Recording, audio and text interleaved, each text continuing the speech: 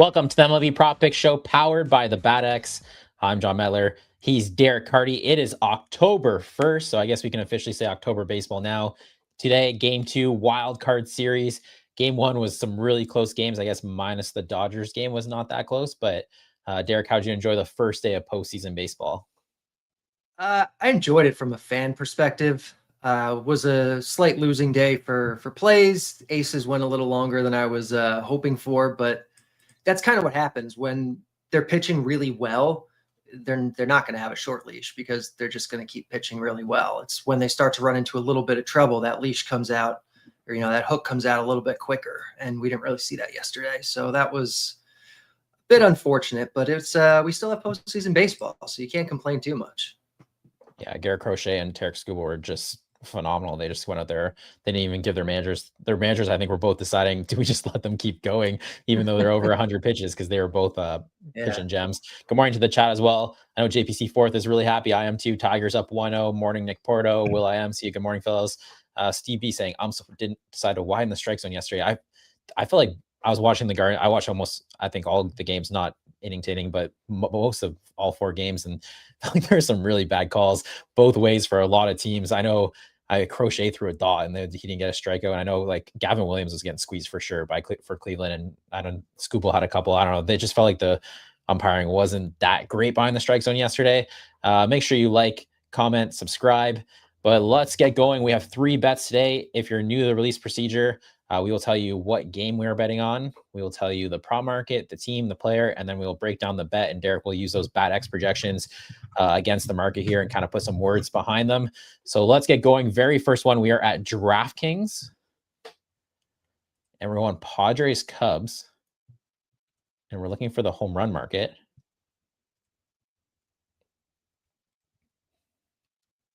And our number is there. So let's go. It's Freddie Fermin to hit a home run, plus 1,500. That is a monster number.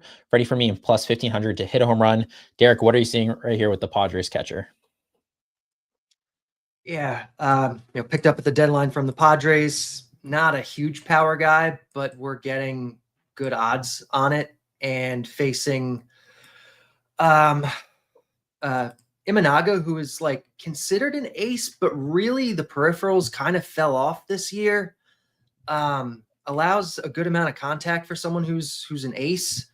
And so yeah, we're seeing some good value here on Fermin. Imanaga, he got shelled last, I think it was 8 earned runs his last outing. And then I saw it was the Dodgers Reds broadcast last night. They're talking about Hunter Green. I think he led baseball where the highest percentage of his runs was from home runs. And then they said Imanaga was second. So that plays perfectly into this prop ready for me. Home run plus 1,500 at DraftKings. We're going to 365 for the next one. And we're staying in this Padres Cubs game. Yeah, Imanaga stunk in the second half. Yeah, his numbers are really bad. There's obviously a reason they went Matt Boyd game 1. We are looking for the pitcher's hits allowed. His numbers moved. Do you still want that number, Derek? Let me take a quick look because that's like 15 or 20 points, I think. Yeah, Jason, K-Ridge is, I think, the opener for 1 inning, and then it's going to go to Imanaga. I think we're going to pass on this one. It would be like the leaniest of leans at this number. And I think we're, with the uncertainty with the leashes, I think I'm out on this one because obviously the bat is projecting very short leashes right now. We saw that not to be the case yesterday with some guys. I think it's going to be today, but I mean, the bat is only projecting, I think, like 80 or 85 pitches for Cease here. So if he winds up going more than that, this doesn't look good. And that's right on the border of like, don't play this at all. So I think we'll pass. Okay. The bet was Dylan Cease under 3.5 hits allowed. We had plus 110 before we came on here. So it won't be a play for us because it's minus 105 now. But if you find plus 110 later in the day, you can definitely even grab that still because it would have been a play for us. Even money 105, like it's probably okay. It's just like right on that borderline there at minus 105. Yeah. Okay. So we're going to pass on that one. But again, if you see that later in the day, you see a different number, maybe you have access to different books, plus 110, plus 105, you can grab that number. Dylan Cease under 3.5 hits allowed. Last one. This is just a lean as well. And the number's there. So I'm assuming you want to keep this as a lean. You're looking at Casey Mize under 4.5 strikeouts, minus 110 at DraftKings. So it's not an official play, just a lean.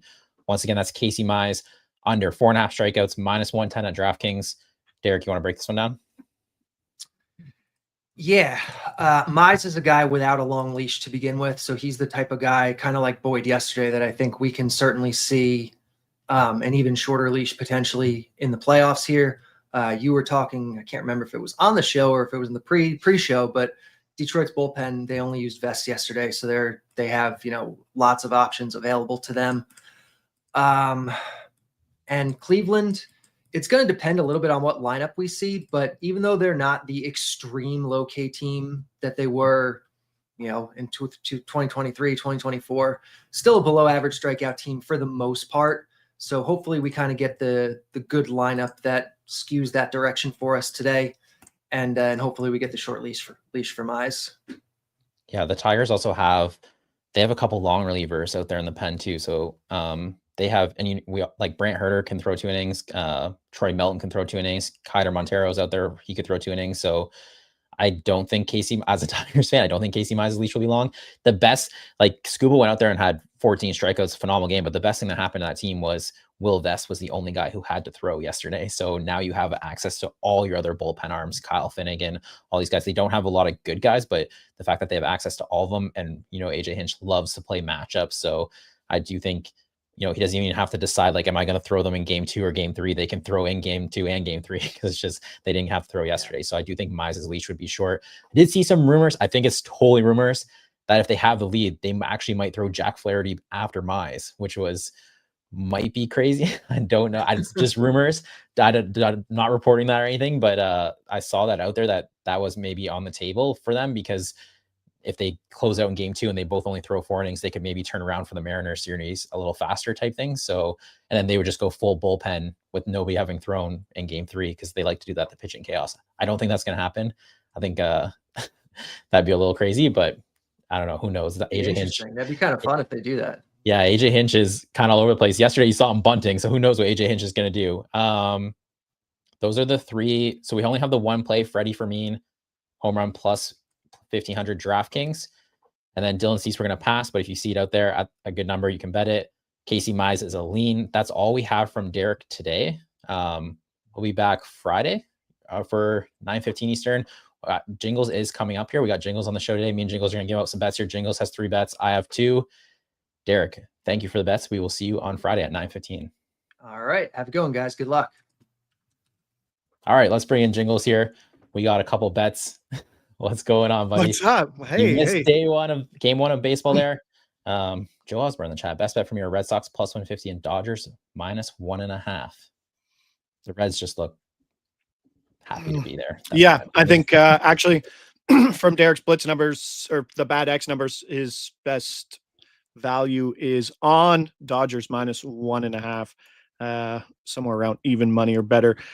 Not a bad look, but yeah, lots of baseball again today. Yesterday, Aces were pushing, and today, who knows? Today's the funniest day in the playoffs, because managers sitting on their butts always think that they have to do too much in these situations, whether or not you got like a Yankees bullpen where Boone is going to have to make a move, has to make a move, or that's the end, as Joe already called it. This is the end of the road for the Yankees, who wouldn't that just be like fitting? Like they did everything down the stretch, John, just to get that number 1 seed. And then it came down to obviously the head-to-head record, but they just went on an absolute tear and did everything they could, and they could be done after 2 games. I honestly think the 3-game wild card, I think it's hard to play at home. I think there's so much pressure being the home team, because it's just one of those sports, like you're kind of expected to win, but then that pressure really builds from the home field when it's like, you lose game 1, now you're facing elimination. You come into Yankee Stadium tonight, you're facing elimination. You're facing your arch rival, team you probably shouldn't lose to, a team that finished below you in the standing. So like it all just kind of like compounds. And I feel like you see these teams playing like tighter, the home teams. And yeah, I was actually going to ask you this because like I know you play ball, you like to manage and stuff like that. Do you think like yesterday, it felt like there's so many cases like managers over managing or like overthinking it, where you saw Aaron Boone, he sits Jazz Chisholm and Ben Rice. I know it's lefty, but those are 2 of his better hitters. And you put in, Rosario, who's 6 for 9 BVP against Garrett Crochet. And then Jazz Chisholm looked upset after the game. And then you have like the Guardians, again, they're facing Skubal. They put in John Kenzie Noel, righty, Jonathan Rodriguez, a righty, not typically guys, and they're booting the ball in the field. And that actually led to some Tigers runs where it's like, do you think you just play your guys like regardless of those matchups, or like where do you like stand on that? Yeah, no, it's constant over management in the postseason. Like the managers just think that they have to make a move, or maybe it's not just them. Maybe it's front office, right? I'm sure there's like a giant blueprint of what they want to happen. Obviously, the Jays saw some of that with their front office and Schneider in the Jose Barrios start a couple of years ago. But I think they always overdo it. The butt gets a little tight. So we say that they get a little clenched. And then you bring in guys like Noel, who we were laughing at, who maybe had one of the worst at bats versus Skubal. Don't overdo it. You played 102 fucking 60 games, which is nuts. Let your guys finish the season. Like, go down swinging with your best guys. Don't leave Zach Britton in the bullpen. One of those situations. God. Like, yeah. That's where it is. Go down swinging with your best guys. Don't get fucking cute. Don't bring in I know the Jays are going to do it when we get there, but just don't do it. But we've seen a correction in the market. All the hits allowed markets are at 3.5 today. There's so many 14.5 out markets today that's going nuts. And Boone's in a tough spot, but like Boone's in a tougher spot because he has a great bullpen that his team went out and spent some liquidity on it, like spent some actual value on getting those arms. So he has to go. Boone's in a spot where he cannot win. It doesn't matter what happens. If they win, sure, no one's going to give him credit, but if they lose, he's probably going to get run out of New York. Yeah, you're expected to win. You're the better team at home, and then if you lose to the Red Sox. I don't like it. Just you can't win. You're supposed to win that series. I was kind of surprised he threw David Bednar in the 9th there. I know they were down 2-1, and you think you could still win, but in these games, like he throws game 1. Now you kind of decide, you have to throw him game 2. There is no tomorrow, but then can he pitch 3 straight days going game 1, game 2? You're going to have to throw 3 straight games. So that's what I mean. You have 162 games. You have whatever, 7 months or whatever dumb long this baseball season is. And you go by these metrics, right? I'm not going to throw a guy back-to-back days out of the bullpen on 20 plus pitches. I'm not going to throw anybody in 3 straight games. Okay. And then all of a sudden you're like, no, we're going to change the entirety of it when the games mean the most. And you're like, okay, well, you might have to pitch 3 days. Okay. Maybe my starter from game 1 might have to come in a weird spot in a high leverage situation. Like maybe we see Skubal again, right? And that wouldn't be crazy to see him come out, but he did throw a lot. He's not a guy who throws 100 plus pitches, but they just throw the book out. 162 games. You have a book, you go by it, and they fucking punt it in October, and it's all onto the manager for sure. Well, the Tiger yesterday, AJ Hinch, he didn't pinch hit for Kerry Carpenter. They throw a left. He didn't pinch hit all season, the whole regular season. He pinch hits for Kerry Carpenter. They bunt twice. They don't bunt. Skubal goes over 100 pitches. Like everything they did in the regular season was not how they played yesterday. Let's get rolling to the picks here, though. Your first one, you're like in Jose Ramirez to have a good day against the Tigers here. Maybe not get caught up between third base and home. Break this down. You don't always have to go on contact based runners. You don't. Right? I get it. There's none out, strike, and then there's a strikeout. And then Cleveland's like, okay, we can bunt, and you don't manufacture a run when you're down 2-1 with a runner at third. You got there on an air. The defense is on their heels, and you don't do anything. You don't put a ball in play in the first guy, and then obviously a little chopper to the mound, and J-Ram gets hung up. He's one of the only guys on this offense that's going to get things going. -115. There are some -125s, and that's about as far as I would go. I'll call it some early afternoon action. This is my favorite market, but this is not a market you want to be hunting for in the postseason. He's 5 for 10 versus Mize, so he does have some looks there. He's going to be locked in because he's been locked in. And this isn't a Vladdy Guerrero situation where maybe he'll do something. No, J-Ram got this Cleveland team, put him on his back, got them to where they are now in the postseason at home. And he's a guy who can steal a base too. So the hit, the steal in there, manufacture that run. You got to make up for it yesterday because you got to put some up there. So hopefully beat up on the Mize and maybe we don't see Flaherty. But again, I'm not worried about a starting pitcher coming in the 6th inning when starting pitchers they're like goalies. They're routine people who absolutely usually need to go, this is what I do. Don't talk to me on my game day. This is my game day meal. This is where I warm up. This is how I throw my bullpen. and now you're just going to change everything just because it's playoff baseball. So I'm not scared of another good arm coming in and maybe the 4th or 5th inning for the Tigers. I don't think they're going to do that. Maybe if they had to use the bullpen, like maybe their 3-4 high leverage guys yesterday, and then you do that to kind of save the bullpen to then go to Wednesday and then have the bullpen again. I could see that, but not after only Will Vest for yesterday. I think it was just kind of people starting rumors. I think they're going to use the bullpen, but Bobby Newport said, "Tell that to my 7-year-old who's gotten doubled up 3 times in 3 games." Proud dad moment yesterday. My kid, great, like base running. If you see a good base runner in baseball, like that's just high IQ stuff. Like you obviously see stuff in basketball, maybe away from the ball that you see, you're like, that guy gets it. Base running is that thing. And I think in MLB, it's just like going on contact at third. It's kind of a plague, and you don't see someone hold up. But hopefully J-Ram pulls it out today. Let's go. -115. All right, I got a money line bet, and it feels biased as always, but there's no way around it. I'm going Detroit Tigers +115 on the money line. I think this should be closer to -105. A lot of things we've already talked about. One, Casey Mize is starting. The fully rested bullpen, I think that is huge. I think the fact that they have Brant Herter, who could throw 2 innings, Troy Melton, all these guys, Kyle Finnegan didn't throw yesterday.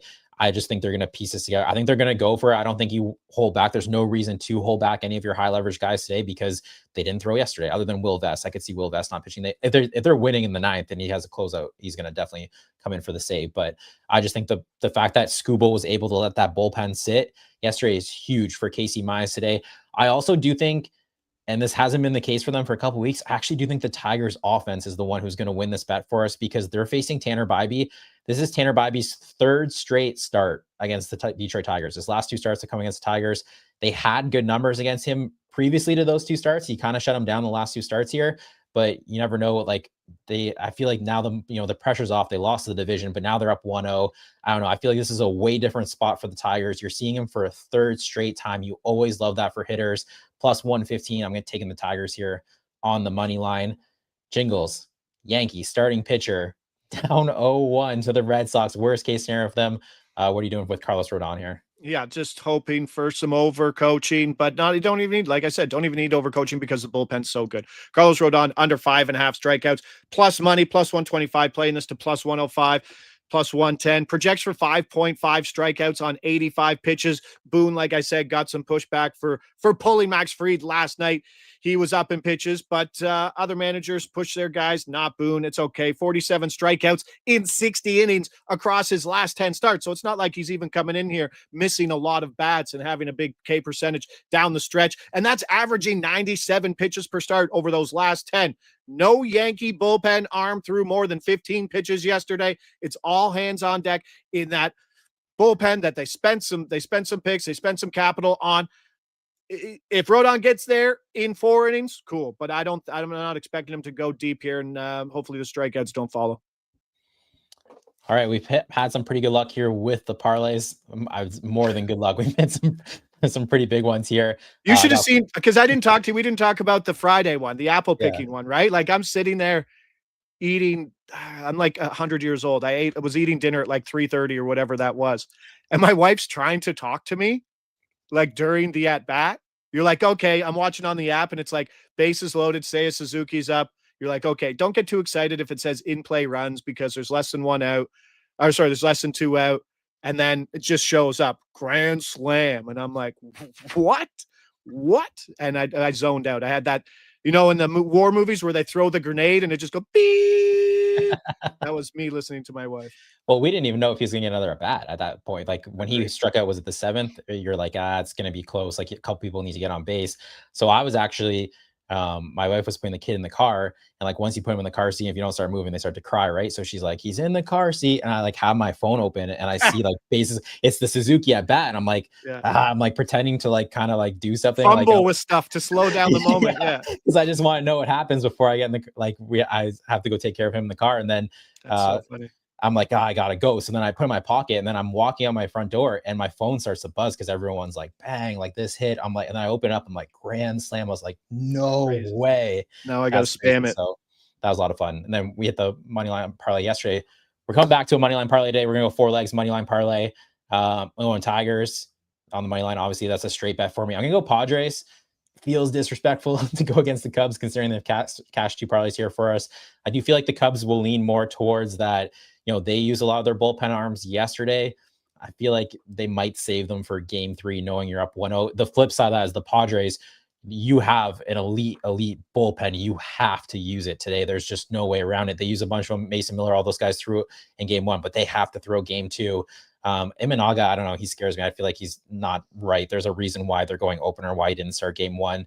I think the Padres get it done today. Give me the Yankees. Like you said, they have to, same thing. They have to leverage all the high arms. I think they're in a lot of trouble in game 3 if they win this game, because you're going to use your bullpen back-to-back days here. I have a hard time seeing the Yankees lose this one. I don't know if the flip of that too is the Red Sox. Chapman comes in the 8th inning. Not sure they totally use him today. Maybe they save him for tomorrow.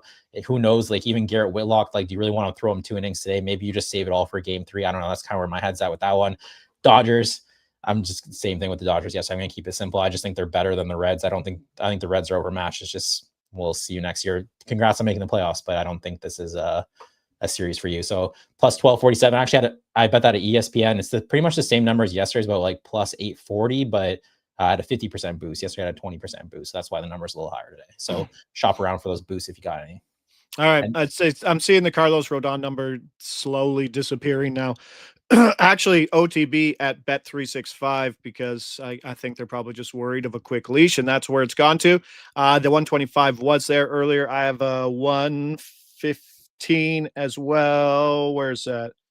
It was 117 at DraftKings, and it looks like 111, kind of the big number there. So I'll put plus 110 on the record for that, just to be nice. But yeah, I still like the plus 110. There's a reason why it's coming off the board. And Nick Perez, the Apple parlay, and then blames me for adding an under on game 162 to the monster parlay. Come on